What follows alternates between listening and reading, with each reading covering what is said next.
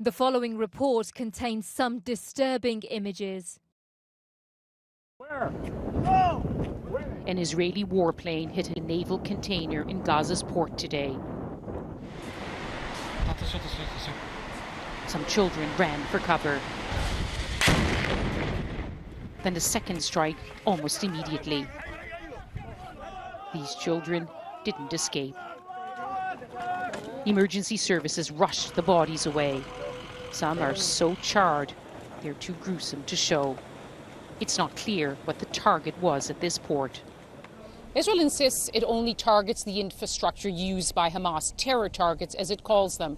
Now, previously it hit this post. It was used by the Hamas naval police to control the fishermen. But the boats aren't going out to sea because Israel controls this coastline.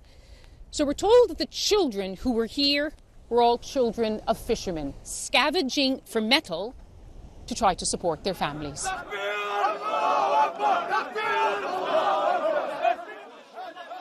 4 boys aged 9 to 11 died in the 2 attacks, all from the same extended family.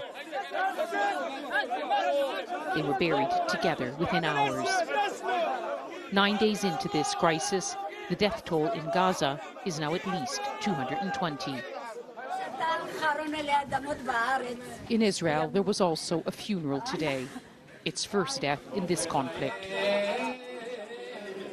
Dror Hanin was killed by a mortar.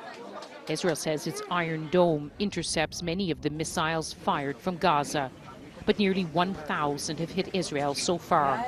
It blames Hamas for this continuing violence. Hamas thus shut the door to a diplomatic solution, and it therefore bears the sole responsibility for the continuation of the violence. It's responsible for the civilian deaths, the innocent deaths of Palestinians that it uses as human shields, and it's responsible for the deaths of Israeli civilians and the terror rocketing of Israeli civilians.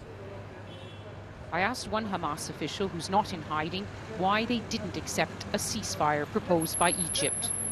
Whenever anyone want to go to be a mediator, at least you should be between this and this. But what we saw in it, we saw only what the Israelis want from us, but we didn't see anything from what the Palestinians want from the Israelis.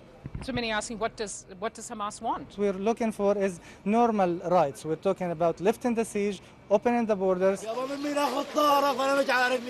Where do I seek revenge, wails this man who lost 4 boys from his family today. Both sides say they want an end to this military escalation, but they're still dangerously far apart. Lise Doucette, BBC News, Gaza.